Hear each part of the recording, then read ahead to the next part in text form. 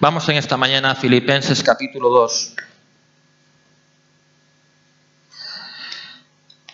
y versículo 13, uno de los versículos más conocidos y más importantes en la Escritura.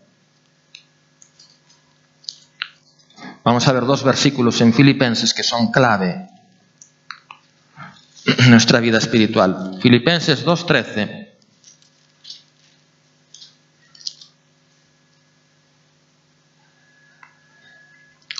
Dice así, dice, porque Dios es el que en vosotros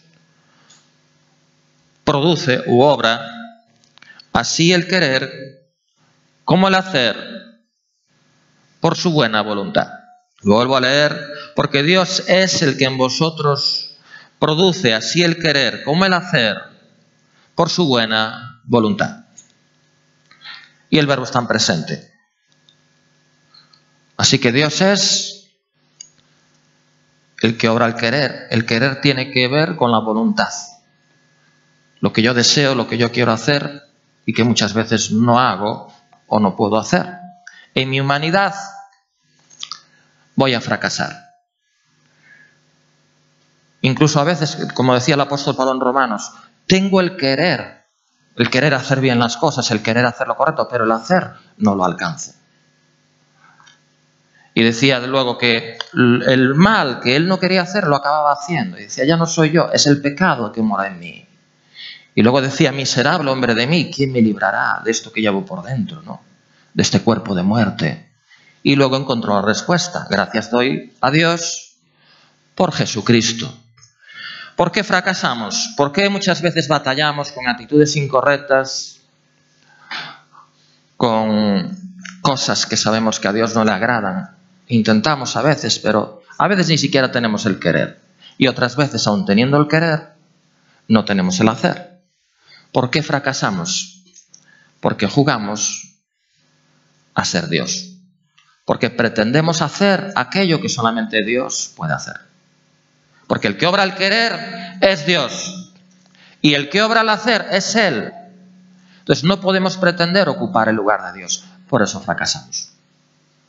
Tratamos de cambiar determinado tipo de actitudes o comportamientos en nuestra propia vida y fracasamos. ¿Por qué? Porque jugamos a ser Dios. Porque no podemos ocupar su lugar.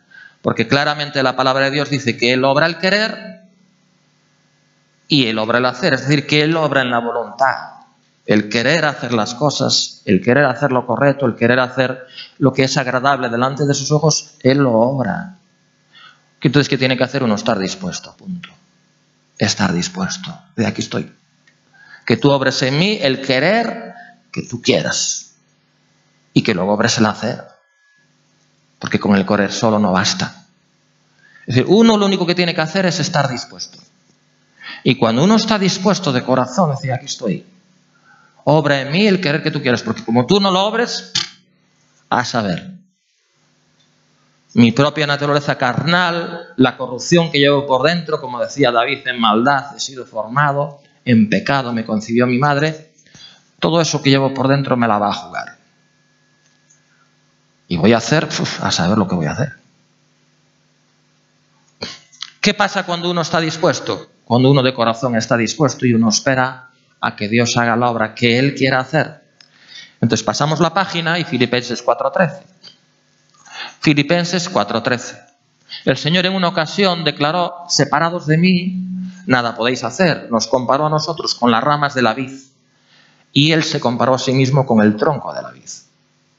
Y comparó a su Padre, al Padre Celestial, como el labrador, el que poda, el que limpia, ¿verdad? El que prepara para que el árbol pueda dar fruto. Y por supuesto la savia representa al Espíritu Santo, la savia que corre por dentro del árbol. En ese símil nosotros somos simples ramas.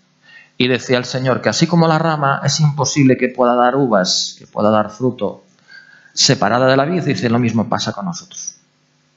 Si tú arrancas una rama de la vid, ¿puede dar uvas? Es imposible. ¿Hay alguna posibilidad, por pequeñita que sea, de que una rama, una vez que la desgajas de la vid, pueda dar uvas? Ni la más remota, ¿verdad? Imposible. Bueno, pues ese fue el símil que el Señor utilizó para claramente declarar que si estamos separados de Él, somos como esa rama que ha sido desgajada de la vid. ¿Podemos hacer algo? ¿Podemos dar algo de fruto? Nada, cero. Por eso Él mismo dijo, separados de mí, nada podéis hacer. Sois como la rama desgajada de la vid. Es imposible. Pero si estáis unidos a mí por medio de la fe, entonces el Espíritu Santo que está en mí va a fluir a vosotros. Porque estamos unidos a la vid. Entonces el Espíritu va a fluir y es el que provoca, el que produce el fruto. El que va a hacer que nuestras vidas den fruto. Amén. El Padre nos limpia, nos poda, para que como ramas podamos ser más fructíferas y llevar más fruto. Por eso dice la Escritura, ¿no? Que el que lleva fruto lo limpiará para que lleve más fruto. Esa es la tarea del Padre.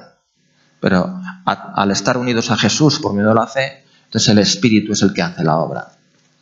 Muy bien, ¿qué dice Filipenses 4:13? Uno de los textos clave junto con el que acabamos de leer. Filipenses 4:13, ¿qué dice? Todo lo puedo en Cristo que me fortalece. Fijaros qué contraste.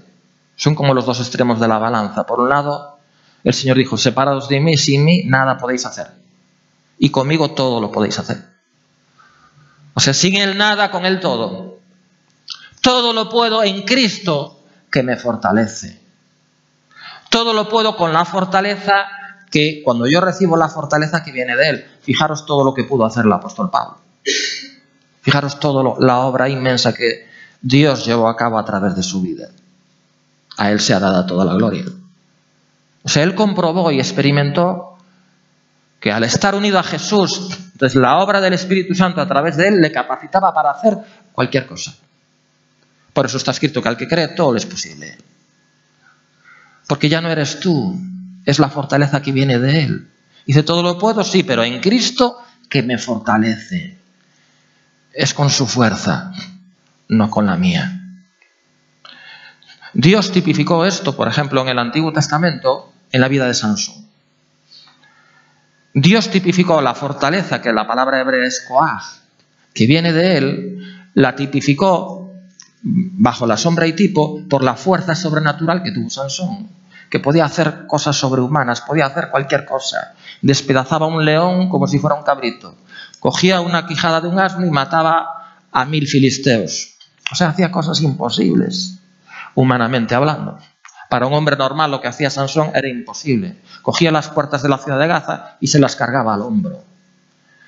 Entonces, a través de la vida de Sansón, el Señor tipificó lo que es la vida sobrenatural cuando estamos unidos a Él. Cosas que parecen imposibles, Dios obra el querer y Dios obra el hacer. Y cuando viene la fortaleza de parte de Él a nuestra vida, podemos entonces hacer las cosas. Podemos hacer las cosas. Fijaros, cuando Moisés, después de que intentó sacar al pueblo de Israel de la esclavitud de Egipto, él era un príncipe.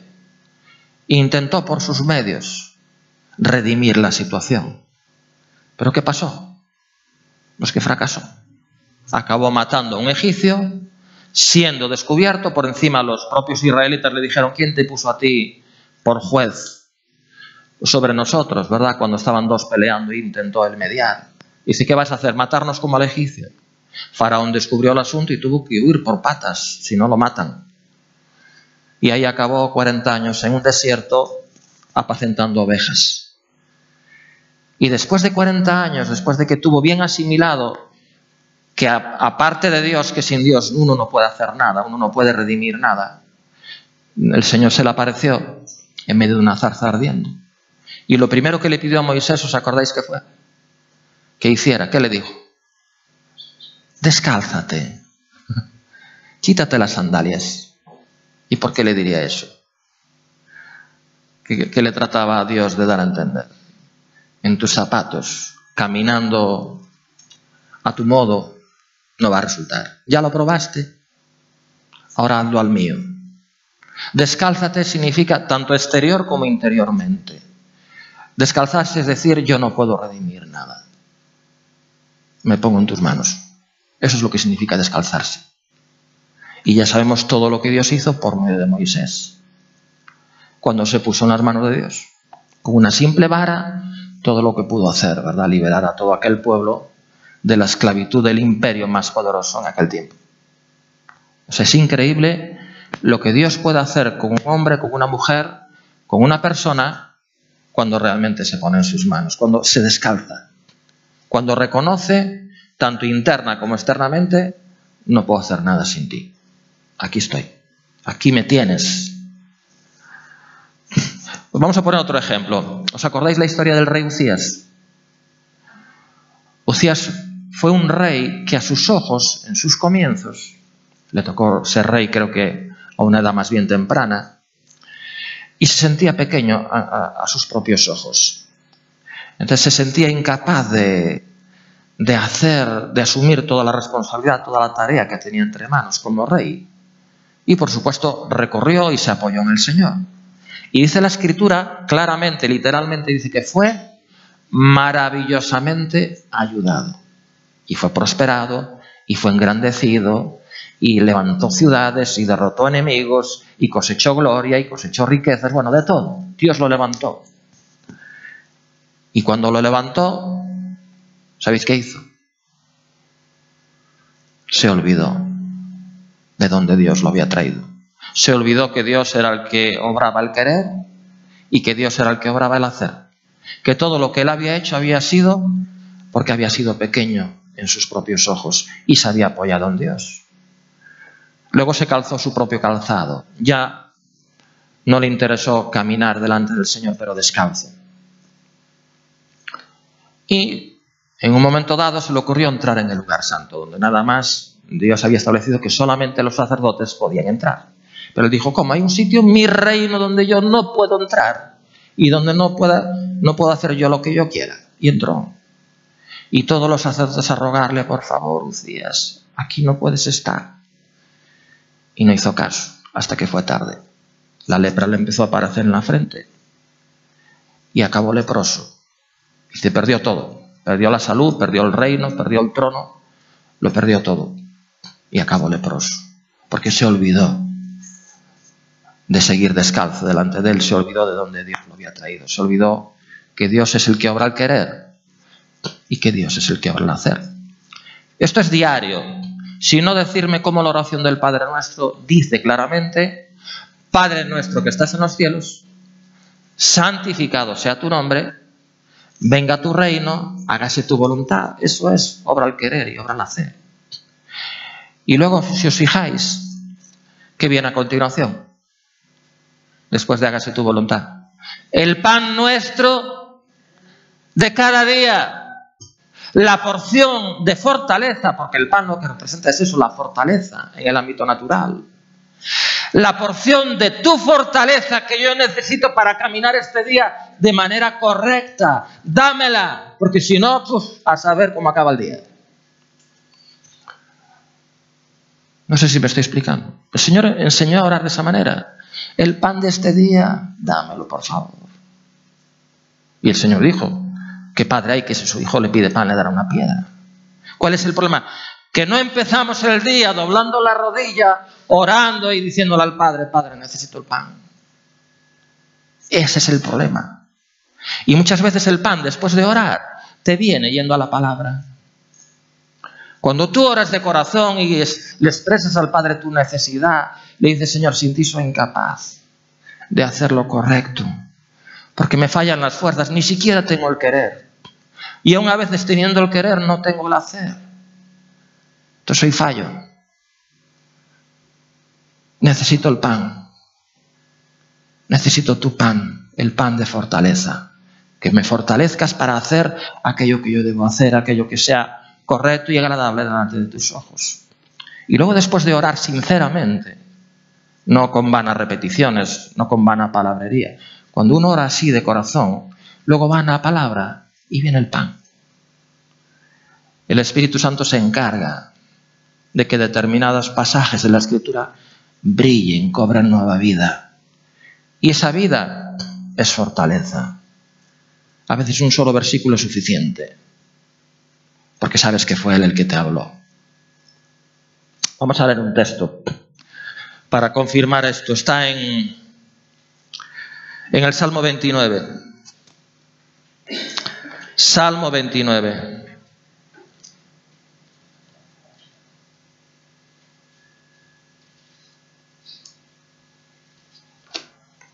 Fíjate lo clara que es la palabra de Dios. Salmo capítulo 29, versículo 4.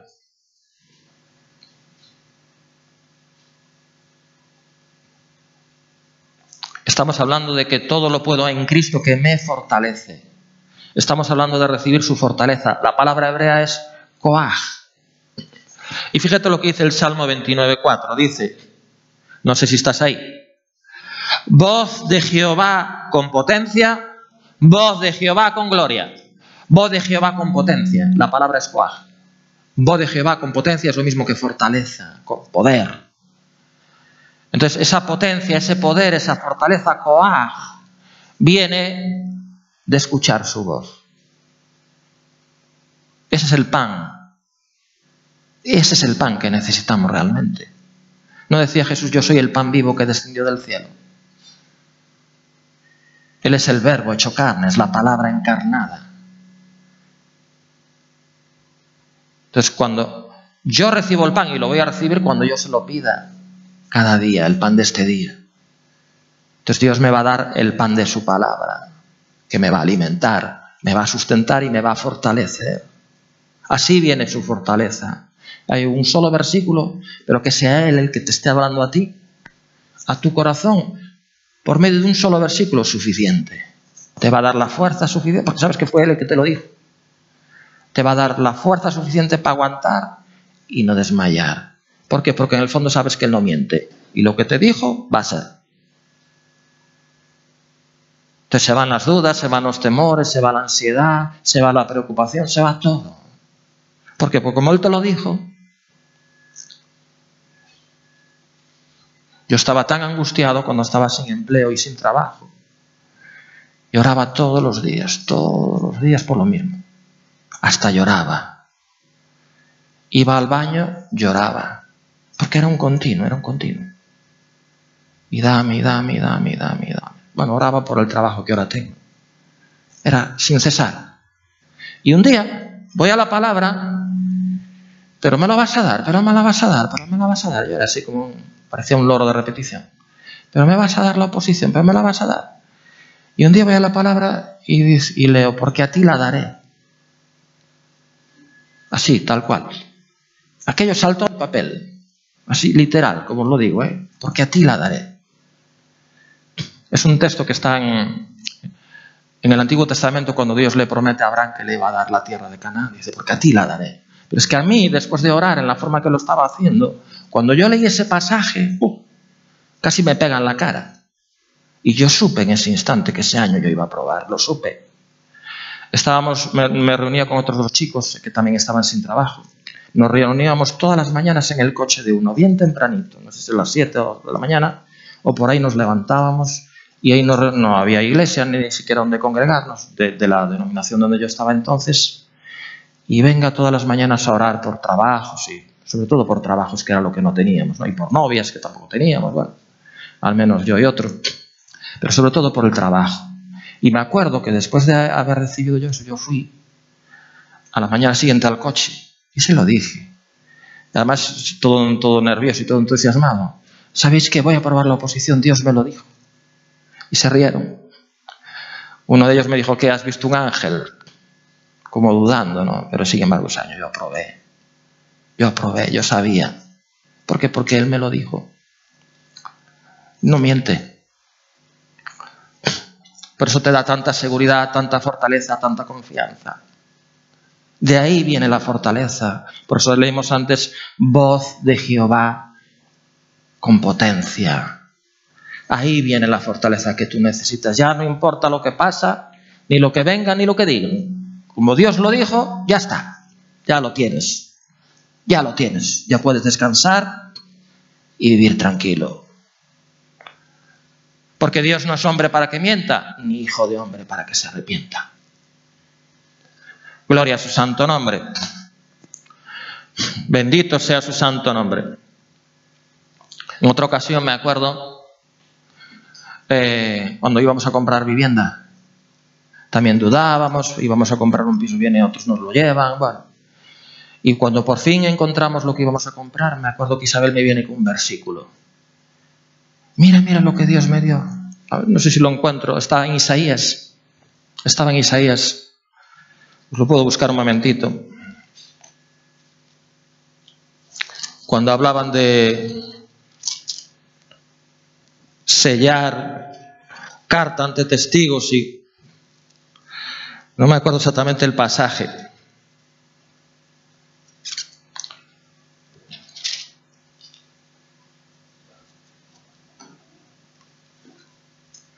A ver si lo encuentro, si no lo busco en otra ocasión.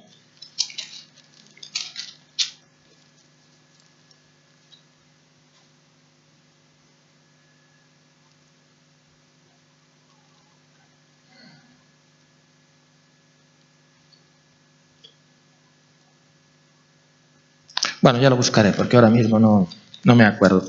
Pero sí me acuerdo que era un texto que hablaba de eso, de sellar carta ante testigos, que es lo que se hacía cuando había una compra, ¿no? Sellar un documento oficial. Y me acuerdo que ella encontró ese pasaje y que también era una confirmación de que eso iba a tener lugar. Bueno, vamos a leer un momentito el Salmo 22. Vamos al Salmo 22.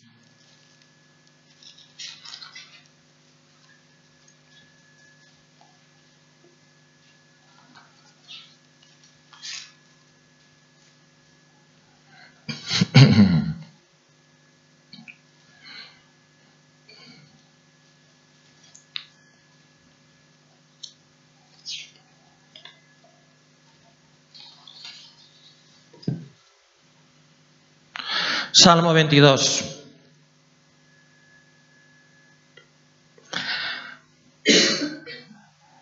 Versículos 12 al 15. Dice, me han rodeado muchos toros, fuertes toros de Basán, me han cercado. Abrieron sobre mí su boca como león rapaz y rugiente. He sido derramado como aguas y todos mis huesos se descoyuntaron.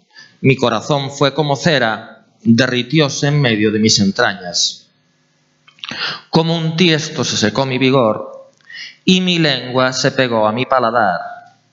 Y me has puesto en el polvo de la muerte. Bueno, luego si seguís leyendo el 16, porque perros me han rodeado, me han cercado cuadrilla de malignos, horadaron mis manos y mis pies. Esto es profético, es un salmo profético acerca de la crucifixión, acerca de la muerte del Señor Jesús y de los sufrimientos del Señor Jesucristo en la cruz del Calvario. Pues ahí está hablando de cuando horadaron sus manos y sus pies. Pero llama la atención lo que dice en el versículo 15. Dice, como un tiesto se secó mi vigor.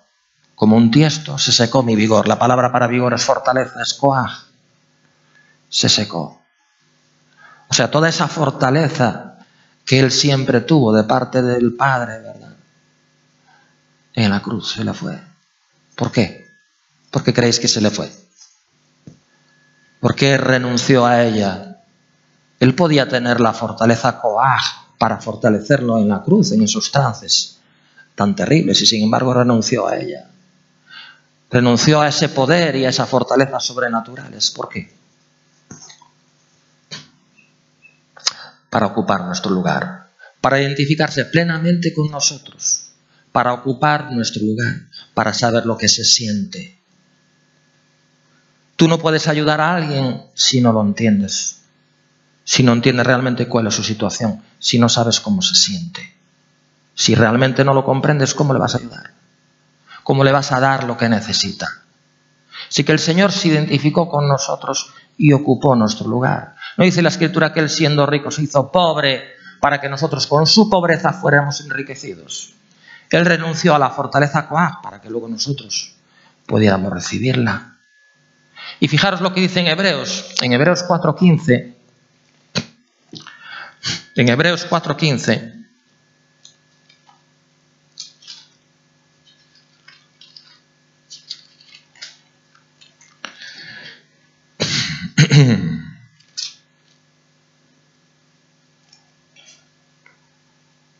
Dice, porque no tenemos un sumo sacerdote que no pueda compadecerse de nuestras debilidades, sino uno que fue tentado en todo, según nuestra semejanza, pero sin pecado. Es decir, que por lo que tú pases, ya Jesús pasó por lo mismo. Porque dice que fue tentado en todo. Él fue probado de todas las maneras. Él ocupó nuestro lugar. Entonces, por eso no tenemos un sumo sacerdote que no se pueda compadecer, porque Él ya pasó por eso. Por eso te entiende y me comprende. Por eso adquirió un cuerpo humano, para vivir y sufrir y sentir lo que nosotros sentimos y comprender y poder ayudar. Todo era para poder ayudar, porque si no, leer lo que dice el versículo siguiente. Acerquémonos pues, el versículo 16, al trono de la gracia para alcanzar misericordia y para hallar gracia para el oportuno socorro. Acerquémonos pues confiadamente, porque no tenemos uno que no se pueda compadecer. Porque Él fue tentado en todo, pero sin pecado. Así que acerquémonos con confianza para recibir la fortaleza coaj que necesitamos. Por eso dice, para alcanzar misericordia, que echa atrás el castigo que uno merece, y luego gracia.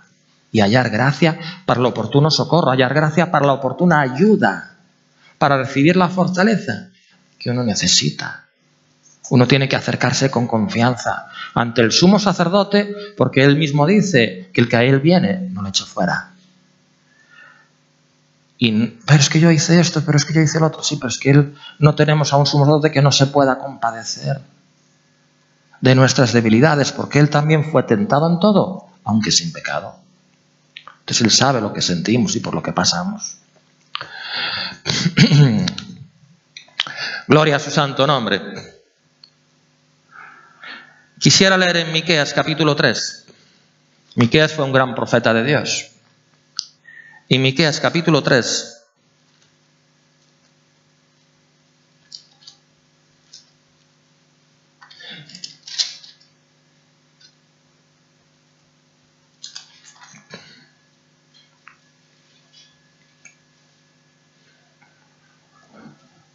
Este es uno de los pasajes que cuando tienes que enfrentar situaciones difíciles, enfrentarte a gente, sobre todo a gente no creyente, paganos, incrédulos, a veces la propia familia, y uno se siente como solo ante el peligro, como esa famosa western, solo ante el peligro, el solo contra todos. Bueno, así se siente a veces uno. Y este pasaje claramente pone ese hecho de manifiesto. Fíjate bien lo que dice Miqueas, capítulo 3, versículos 7 y 8. Y serán avergonzados los profetas y se confundirán los adivinos, y ellos todos cerrarán sus labios, porque no hay respuesta de Dios. Para esa gente no va a haber respuesta. Mas yo, dice Miqueas, estoy lleno de poder, fortaleza coaj. Yo estoy lleno de esa fortaleza que viene del Señor, de poder del Espíritu de Jehová y de juicio y de fuerza, para denunciar a Jacob su rebelión y a Israel su pecado. Era uno solo, pero no había quien pudiera con él. Estoy lleno de poder del Espíritu de Dios y de fuerza para denunciar a Jacob y a Israel su rebelión y su pecado. Por eso era un auténtico profeta de Dios. Tenía que enfrentarse con gente pagana, con gente hipócrita, con gente falsa, con gente de todo, hasta con su propia familia. Allí estaba. No había quien, por eso dice la Escritura, que los que confían en Jehová son como el monte de Sión, que no se mueve, sino que permanece para siempre. Estoy lleno de poder. Alguno pudiera decir, bueno, tal vez Miqueas era un hombre muy espiritual y muy... Por eso Dios lo escogió y era un hombre tan ungido y tenía toda esa fuerza y todo ese poder. Termino con un último pasaje. ¿Quieres saber a quién Dios escoge? ¿Quieres saber por qué escogió a Miqueas, por ejemplo, y a otros? Y luego ves si hay posibilidades de que te elija a ti, que te escoja a ti y que me escoja a mí. Con eso termino. ¿Quieres saber a quién Dios escoge? ¿Qué es lo que Dios tiene que ver en alguien para te elijo a ti? Como elegí a Miqueas. A ti te elijo. Si tú estás dispuesto, claro. ¿Quieres saberlo? Vamos para allá. Con esto termino. Vamos a 1 Corintios 1. A mí este texto me puso cabeza abajo, como quien dice, en su día. 1 Corintios. Y me sigue poniendo. Porque me enseña realmente quién es Dios y cómo es Dios. Y también me enseña por qué me eligió. Porque yo sé que Él me escogió. Este texto me enseña por qué me escogió. 1 Corintios capítulo 1. Presta muchísima atención. Y así puedes saber si realmente Dios te puede escoger y te va a escoger o no. 1 Corintios capítulo 1. Versículo 25 al 29. ¿Estás ahí?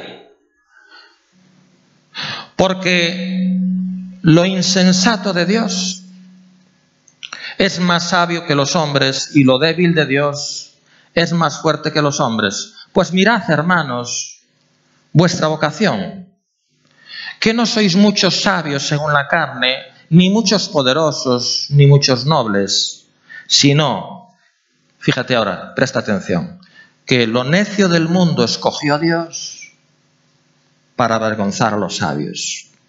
Lo débil del mundo escogió Dios para avergonzar a lo fuerte. Y lo vil del mundo y lo menospreciado escogió Dios. Y lo que no es, para deshacer lo que es, para que nadie se jacte en su presencia. ¿A quién Dios escogió? Número 1, a lo necio, loco, ignorante. No a los sabios, a los que tienen la cabeza llena de teorías y que pretenden saberlo todo. No, a lo necio. ¿Y a quién más escogió? A lo débil, no a los fuertes, que no los tumba nada ni nadie, que siempre tienen, cuando hay cualquier discusión, son los que tienen la última palabra, son los que callan a los demás, pero ellos no hay que nos calle. Son los que dan el último golpe, los fuertes. A esos no los escogió. A los débiles, a los frágiles, a los quebradizos, a los que se rompen. ¿Sabes para qué escogió al débil? Para avergonzar al fuerte. ¿Y cómo el débil avergüenza al fuerte? ¿Y cómo el necio avergüenza al sabio? Cuando viene su fortaleza coaj. Uno puede decir como Miqueas, estoy lleno de poder del Espíritu Santo y de fuerza para denunciar a Israel o a quien sea su rebelión y su pecado. ¿Y a quién más escogió? Aparte de lo necio y lo débil. A lo vil y a lo menospreciado. A lo que el mundo y la gente desprecia, como que no vale para nada. A eso escogió. No a aquellos que son los populares, los famosos, los que ¡guau! No, a esos no escogió. A los importantes no los escogió. Escogió a lo que en teoría el mundo desecha como diciendo, esto no vale, sin valor. A eso escogió. Para exaltarlo. A lo vil y a lo menospreciado. Y por último termina diciendo a lo último que escogió Dios, a lo que no es. A lo que no es nada. A lo que no tiene ningún valor. Dice para deshacer lo que es. Para que nadie, para que ninguno se jacte en su presencia. Así que cuando yo reconozco delante de Dios, sin ti no soy nada. Aparte de ti no tengo nada, no puedo hacer nada, ni sé nada. Reconozco que estoy en condiciones para que Él me elija. Para que Él me escoja y obre en mí su querer, porque si Él no lo obra estoy perdido, y obre en mí su hacer, porque si Él no lo obra yo no lo voy a tener, y me dé su fortaleza coaj para hacer cualquier cosa que Él quiere que yo haga. Sencillamente tengo cada día doblar mis rodillas y pedirle el pan de fortaleza e ir a su palabra y recibirlo. Amén. Pongámonos de pie en esta mañana. Dale ahí, stop.